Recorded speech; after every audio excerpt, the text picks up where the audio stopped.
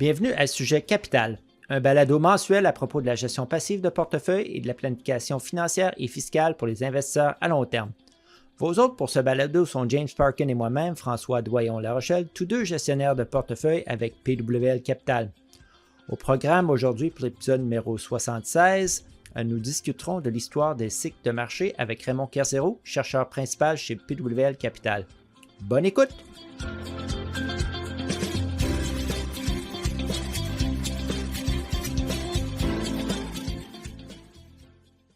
Salut James, comment ça va aujourd'hui? Ça va super bien. Et toi, François? Super bien, merci.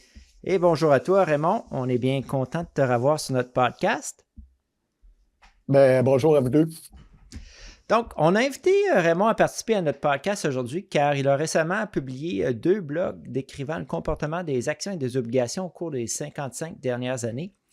L'un traite des cycles de marché en termes de rendement nominaux et l'autre en termes de rendement réel.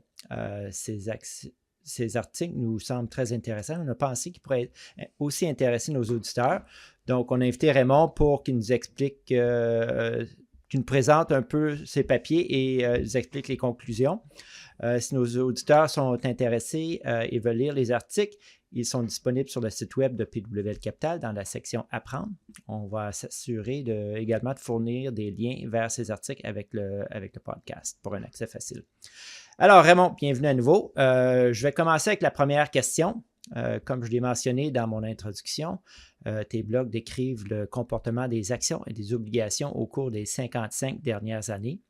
Mais qu'est-ce qui t'a poussé à écrire ces blogs à ce moment-ci et pourquoi 2 blogs distincts sur le même sujet? Comme tu sais, à l'heure actuelle, on vit des grandes perturbations économiques. Je pense qu'il y a beaucoup de gens qui ressentent de l'anxiété par rapport aux relations commerciales entre le Canada et les États-Unis. Effectivement. Donc, on peut être tenté d'avoir une approche à plus court terme. Est-ce que c'est le temps d'investir? Ça, c'est toujours un peu une question qui me fait faire des boutons parce que c'est toujours le temps d'investir. Oui. D'ailleurs, on va y venir un petit peu plus tard. Mais je pense que c'était bon de prendre un petit peu de recul. Puis, donc, dans cette étude-là, on regarde les données depuis 1970. Ça fait que les données sur 55 ans. 55 ans, ça ressemble pas mal à la vie d'un investisseur, ça. Ouais. Ça fait que j'ai trouvé que ça pourrait être intéressant de jeter un coup d'œil à ça. Ta deuxième question, pourquoi 2 blogs? J'ai fait un blog pour documenter un peu les rendements nominaux, donc les rendements qu'on expérimente au jour le jour comme investisseur. Mais j'ai fait un deuxième blog pour faire documenter les rendements réels. Les rendements réels, ça, c'est net de l'inflation, qui sont, dans le fond, les rendements qui comptent le plus pour les investisseurs et qui reflètent le mieux la création de valeur. Effectivement. Raymond, pour préparer ces blogs, tu as effectué, comme on a dit, de la recherche en te basant sur 55 années d'histoire des marchés financiers, donc depuis à peu près 1970. Peux-tu expliquer à nos auditeurs ton choix de cette période de 25 ans, le pourquoi, et par la suite nous expliquer ta méthodologie? Oui, tout à fait. Donc, pour ce qui est de la période, c'est bien simple. Pour les données sur les actions internationales sur une base mensuelle, on les a seulement depuis le début de 1970. Donc, c'est ça qui a déterminé la période de recherche. Je voulais faire étudier une période la plus longue possible. Donc, c'est l'explication. Ensuite de ça, pour ce qui est de la méthodologie, j'ai fait l'étude sur les actions et les obligations. C'est sûr que je mets plus l'emphase sur les actions, mais quand même. Donc, j'ai regardé 5 portefeuilles. Mon premier portefeuille, c'est un portefeuille d'actions qui mime un peu le FNB VEQT de Vanguard. Donc, 30 en actions canadiennes et 70 en actions étrangères. Ensuite de ça, j'ai un portefeuille à revenu fixe qui est très simple, 100 le marché obligataire canadien. Et j'ai fait 3 portefeuilles équilibrés ou mixtes où j'avais 40 en actions, 60 en obligations, un 60-40 puis un 80-20.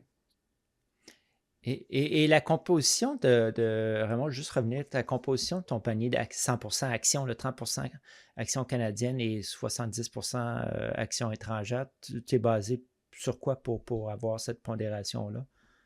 Ben, mon objectif, c'était de reproduire un peu l'expérience d'investissement d'un investisseur canadien, mais diversifié à l'échelle mondiale.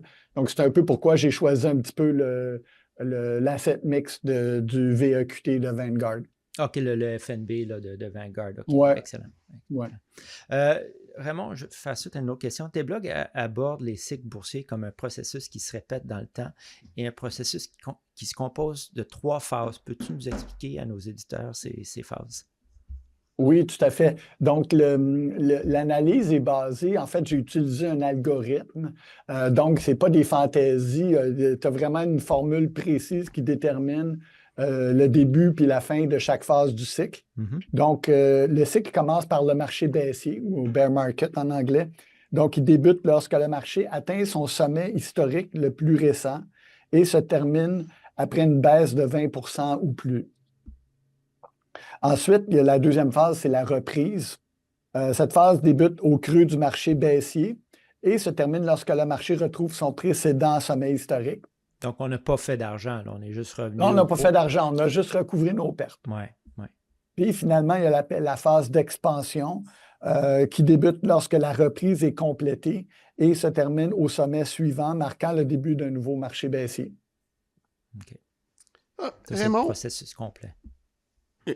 Raymond, il y a un aspect de ton blog, de tes 2 blogs, en fait, que j'ai beaucoup apprécié. C'est qu'il y a de nombreuses façons de définir les cycles d'un marché. Fait que des fois, quand on entend des commentateurs sur les marchés, on n'est pas trop sûr c'est quoi leur méthodologie, et ainsi de suite.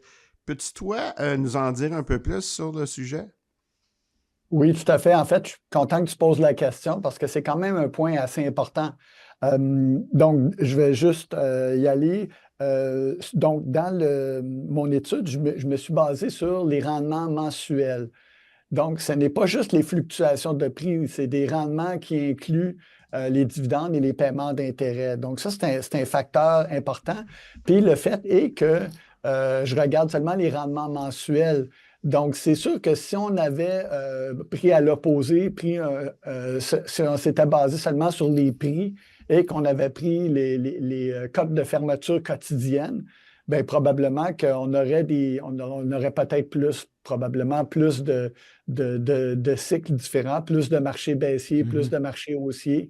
Et également, l'amplitude des cycles serait peut-être plus prononcée. Dans un sens, la façon que j'ai fait ça, en prenant des données mensuelles et des rendements totaux, j'ai un peu sous-estimé à la baisse le nombre de marchés baissiers en bourse. Oui, ça, on a l'exemple parfait, Raymond, avec ce qui vient de se produire avec le marché américain ce mois d'avril. Si quelqu'un avait regardé son portefeuille d'actions américaines en fin de mois de mars, puis en fin du mois d'avril, puis il n'aurait pas écouté les nouvelles pantoutes, il serait parti dans le bois faire du canot ou du camping, Voilà. puis il serait revenu et dit « Ah, ben c'était pas si volatile que ça. » Pourtant, c'est un des mois les plus volatiles depuis les années 90, semblerait-il. Ouais. Voilà. Et voilà. Un autre bon exemple serait probablement le mois de mars 2020 où on a eu un effet Bungie un petit peu avec un marché qui s'effondrait en la première moitié du mois ou dans les 20 premiers jours, puis qui a recouvré une grosse partie de ses pertes pendant le reste du mois. Donc, à la fin du mois, si on n'avait pas lu les nouvelles du tout pendant le mois, on aurait eu l'impression que le marché avait eu une baisse modeste. Oui, ben ça m'amène à une autre question. Il y a une nombreuse correction boursière au fil du temps, notamment celle que James vient de mentionner sur le marché américain là, au mois d'avril. Mais peux-tu préciser là, pour nos auditeurs la différence entre une correction boursière et un marché baissier? Oui, donc une correction, je pense qu'il y a un assez bon consensus parmi les experts. On parle d'une baisse à partir de 10 un marché baissier, ça commence à moins 20 Donc, si on revient à la notion de correction, entre moins 10 et moins 19, admettons, Ouais. c'est comme une correction. Mais à partir d'une baisse de 20 on commence à parler d'un marché baissier. Donc, en anglais, c'est le bear market, ça. Le bear market, Ouais, exactement, OK. le marché de l'ours. Oui. Et puis si on veut parler d'un marché de l'ours sévère, ben là, je ne pense pas qu'il y ait nécessairement de consensus, mais moi, dans mes données, j'ai vu des marchés qui se dégradaient d'une quarantaine de pourcents Quand dans même. le pire des cas, là. Ouais. Et Raymond, je crois ce qui effraie les investisseurs le plus, c'est justement ça, des grosses baisses sévères de moins 40 ou plus. C'est vraiment ces marchés baissés-là qui sont sévères, qui durent longtemps. Fait que, notre dernier podcast, numéro 75, on a élaboré, fait la revue de l'annuaire d'UBS en collaboration avec les professeurs britanniques Dimson Marsh et Staunton. Et selon eux, il y a eu 4 gros marchés baissiers depuis les 125 dernières années. Mais encore une fois, ça revient à c'est quoi la définition des marchés baissiers. Mais selon la période que toi, tu as regardé, les 55 dernières années de données, quelle est la fréquence de ces marchés baissiers sévères là, de moins 40 ou plus? Là? Oui, c'est intéressant. Je pourrais dire que les marchés baissiers sévères sont relativement rares, mais en même temps, dans les données, c'est intéressant parce que moi, j'en compte 3 sur 55 ans. Il y a eu la crise pétrolière 1973-1974, où on a perdu un petit peu plus que 40 %.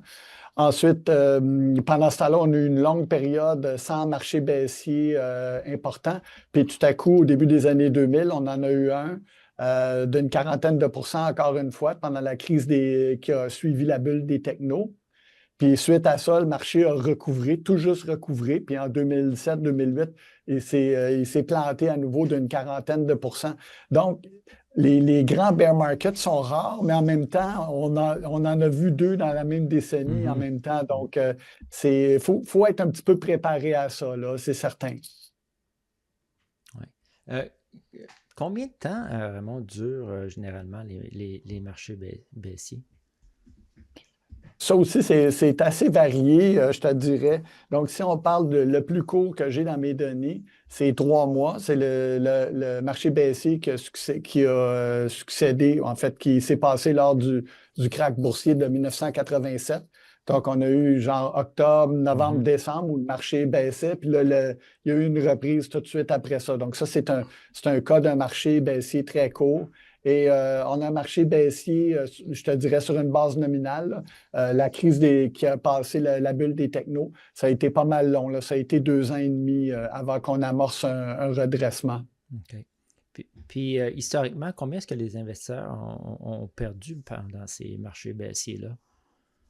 Oui, donc, comme je l'expliquais tout à l'heure, il y a 2 façons de regarder ça. Dans le rendement nominal, ce que j'ai vu, que ce soit à la crise du pétrole ou dans les années 2000, c'est des baisses dans les bas 40 donc 42-43 % là, à chaque occasion.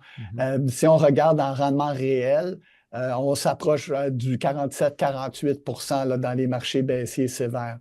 Donc, on parle quand même de quelque chose c'est sûr qu'une fois, surtout dans les années 70, quand on déduit l'inflation, bien, ça compte pour beaucoup. Puis les années 2000, bien, à ce moment-là, c'est que, en fait, en dollars réels, la baisse a été beaucoup, beaucoup plus longue. Donc, il y a eu le temps de se passer beaucoup d'inflation pendant ce temps-là. Donc, on a eu un rendement de près un petit peu meilleur que moins 50 %. Ouais. Juste une autre petite question. En termes de fréquence, par décennie, là, les marchés baissiers, on peut s'attendre à avoir, dans ta période sur étude de 55 ans, est-ce qu'il y a une fréquence? Oui, ben, dans l'échantillon que j'ai, c'est 1,3 marché baissier par décennie. Okay. Donc, en gros, il faut s'attendre à un marché baissier à tous les 10 ans. Puis des fois, ça va être plus, comme on a vécu dans la décennie 2000. Oui, décennie 2000 qui a été particulièrement difficile là, pour le marché américain parce que c'était une décennie perdue. Là. Mais là, on regarde un portefeuille qui est diversifié, Canada et l'international, puis pendant cette même décennie-là, les actions canadiennes avaient relativement bien fait. Les actions canadiennes, c'est sûr que ça amortit le choc un peu d'avoir des actions canadiennes et internationales dans le portefeuille, mais n'empêche que il y a des moments difficiles comme investisseur, même sur des longues périodes, puis même en étant diversifié au bout. Là. Ouais. Raymond, selon l'historique des 55 dernières années, combien de temps est-ce que ça prend pour se remettre d'un marché baissier? Ça dépend de l'amplitude du marché baissier. C'est sûr que des pertes importantes, c'est plus long à récupérer. En termes nominaux, la plus longue période de récupération a duré 4 ans après la crise financière de 2008-2009. Donc, ça a été quand même pas mal long. Puis à ce moment-là, à la fin de la reprise, tu n'as même pas encore gagné vraiment d'argent, tu as juste récupéré tes pertes. Ouais. Oui, Raymond, j'ajouterais à tes propos, puis on le répète souvent pour nos clients et nos auditeurs, l'arithmétique à la baisse, c'est pas la même chose que l'arithmétique à la hausse. Donc, si les marchés chutent de 20 donc techniquement, un bear market qui n'est pas sévère, si tu as besoin de 25 pour revenir au niveau initial. Fait que plus ça baisse, plus tu as besoin de gains pour simplement revenir au point de départ. Exactement. Oui.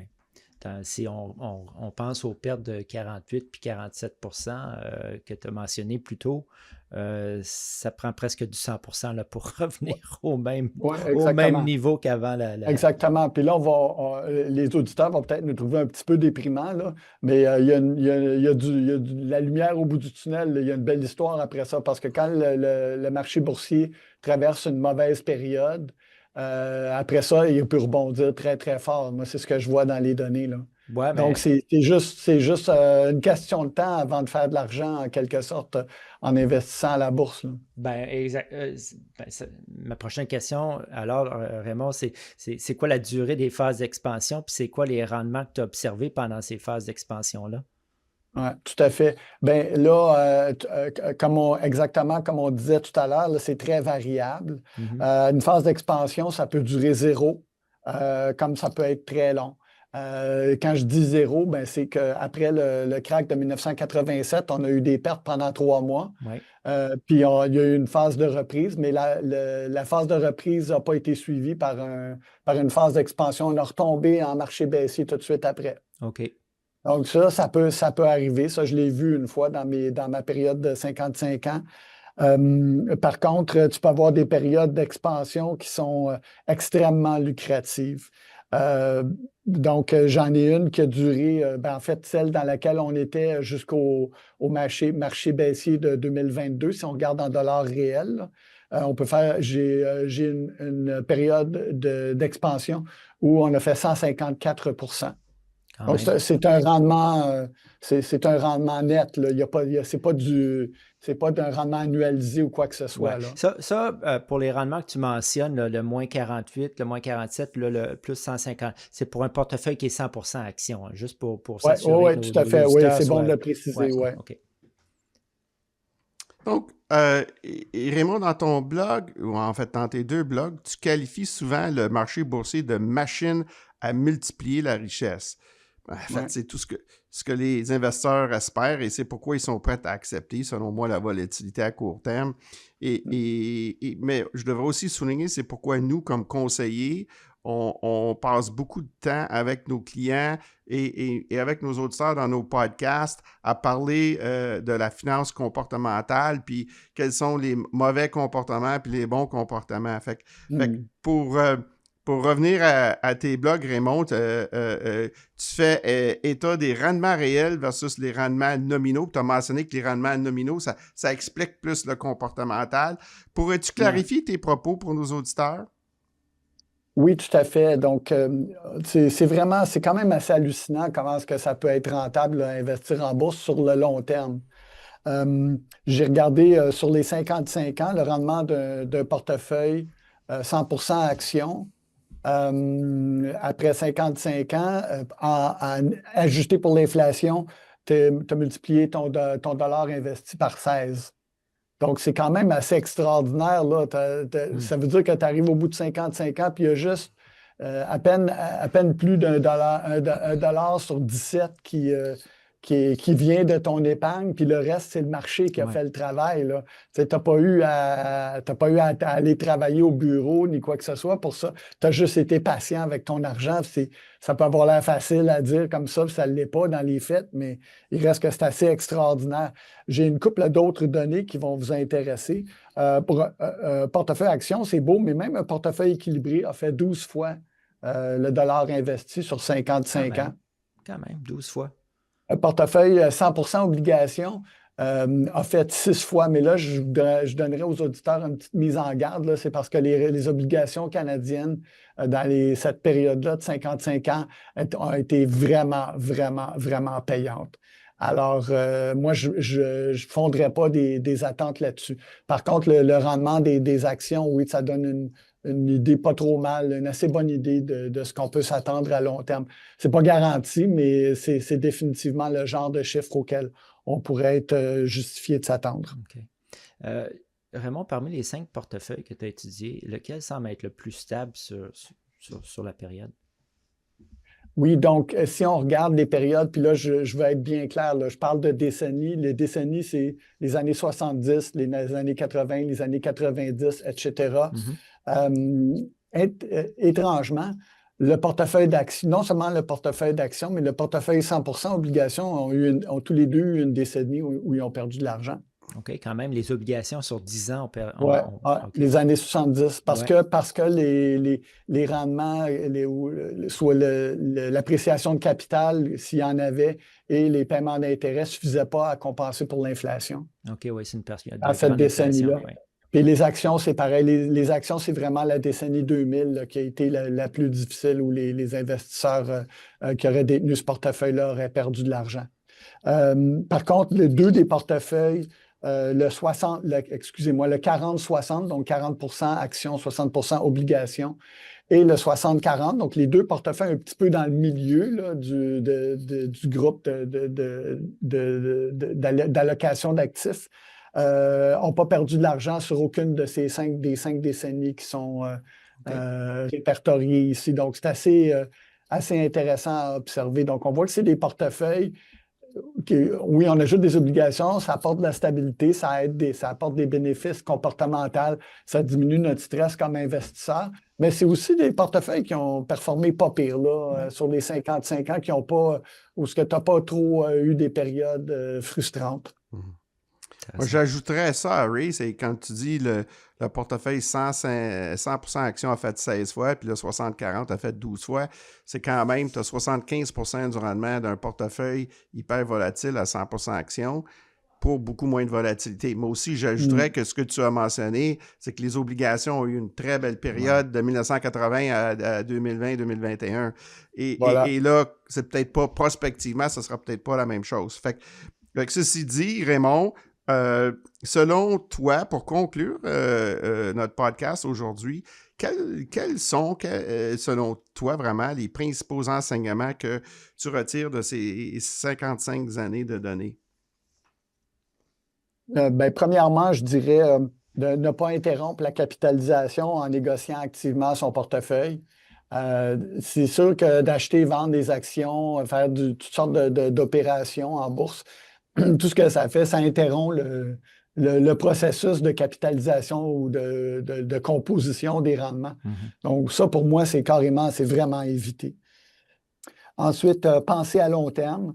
Donc, c'est sûr que certaines personnes pourraient se moquer de l'idée de regarder d'un investissement sur plusieurs décennies, mais c'est vraiment la façon de faire pour créer de la valeur, pour bâtir vraiment un portefeuille qui a une valeur importante, d'après ce que moi je vois dans les données. Ensuite, les dollars investis tôt sont les plus productifs.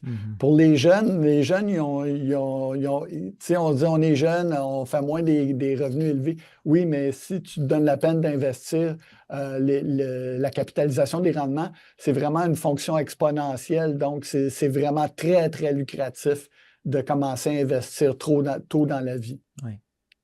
La croissance de la richesse, ça nécessite une allocation substantielle en actions. Je viens de terminer le livre de David Swenson, l'ancien dirigeant du fonds de dotation de l'Université Yale. Puis c'est exactement ce qu'il dit dans son livre. Ce qu'il dit, c'est si tu veux faire accroître la richesse puis créer de la valeur, il faut que tu investisses dans une portion importante dans les actions. Il ne faut pas s'attendre à ce que les obligations fassent ce travail-là. Les obligations sont vraiment présentes dans le portefeuille en grande partie pour gérer la volatilité. Ce que je dirais d'autre en plus, bien, ajuster, ça peut être une excellente stratégie d'ajuster ses habitudes d'épargne ou de dépenses en fonction des rendements et du comportement des actions. Le cas qu'on regarde le plus, bien, c'est les retraités qui sont inquiets. Est-ce que je vais survivre à mon portefeuille? Est-ce que je vais arriver au bout de mon argent lors de mon vivant? Donc ça peut être une inquiétude. Mais ça, c'est quelque chose qui est très présent dans la recherche de ce temps-là. C'est que la meilleure façon de s'assurer d'avoir des capitaux pour la vie, c'est de s'ajuster un petit peu. Donc, si la bourse passe une mauvaise période, bien, c'est d'être capable d'ajuster un petit peu ses dépenses à la baisse. Bien, inversement, si la bourse fait des rendements formidables, bien, on peut se permettre de dépenser un peu plus. Pour les épargnants ou les gens qui sont en phase d'accumulation, bien, le rendement, ça se vaut aussi.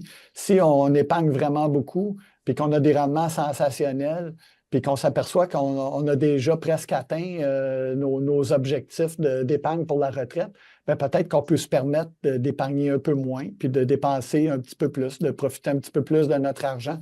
Mais inversement, il peut arriver des longues périodes. Tu sais, comme je dis comme je dis dans le blog, ce que j'ai documenté là, c'est les 55 dernières années. Les 55 prochaines ne seront pas pareilles. Ça va être différent. Donc, mais ce qu'on sait, c'est que c'est bien de s'ajuster. Si on veut atteindre nos objectifs financiers, dans le cas d'un accumulateur, il veut avoir suffisamment d'argent pour prendre sa retraite, bien, il faut s'ajuster un peu si la bourse ne performe pas très bien. Puis j'en avais un dernier, j'étais en train de l'oublier. Bien, les investisseurs, super important, devraient conserver leur portefeuille et s'attendre à des marchés baissiers. Ça fait vraiment partie de la vie. Ça fait partie intégrante de ce que c'est être un investisseur. Il suffit de rééquilibrer son portefeuille, de ne jamais liquider vos placements. Votre portefeuille, vous devriez regarder ça comme quelque chose qui est là pour la vie. Vous êtes un investisseur pour la vie. C'est vraiment pas quelque chose de temporaire. C'était vraiment intéressant, Raymond, très instructif. Je pense qu'on va conclure notre podcast ici. Puis je pense que nos auditeurs réguliers conviendront que ces leçons sont au cœur de notre philosophie d'investissement et qu'elles vont les aider à continuer à se concentrer sur le long terme et à comprendre les lois du risque et du rendement. Encore une fois, comme je l'ai dit au début de ce podcast, on va veiller à ce que de mettre les articles des blogs de Raymond sur la page du podcast. Sur ce, merci Raymond de ta participation aujourd'hui. Comme d'habitude, c'était très intéressant et j'espère que nos auditeurs ont également trouvé ton sujet intéressant. Ça m'a fait plaisir. Je rappelle à nos auditeurs que les 2 blog posts de Raymond sont disponibles sur le site de PWL Capital dans la section Apprendre. Donc, merci à toi aussi, James, pour ta contribution aujourd'hui. Ça m'a fait grand plaisir, François. Eh bien, c'est tout pour ce 76e épisode de Sujet Capital. Nous espérons que vous avez aimé. N'hésitez pas à envoyer vos questions et suggestions. Vous pouvez nous joindre par courriel à sujetcapital@pwlcapital.com. Également, si vous souhaitez notre expertise dans la gestion de vos actifs, vous pouvez nous joindre en cliquant sur le bouton « Contactez-nous » qui se trouve sur la page d'accueil de Sujet Capital et sur toutes nos publications. De plus, si vous aimez notre podcast, partagez-le avec votre famille et vos amis. Si vous n'êtes pas abonné, faites-le s'il vous plaît. Encore une fois, merci d'être à l'écoute et joignez-vous à nous pour notre prochain épisode apparaître le 16 juillet. N'oubliez pas de consulter le site web de Sujet Capital pour voir nos derniers blogs. À bientôt et merci. Au revoir.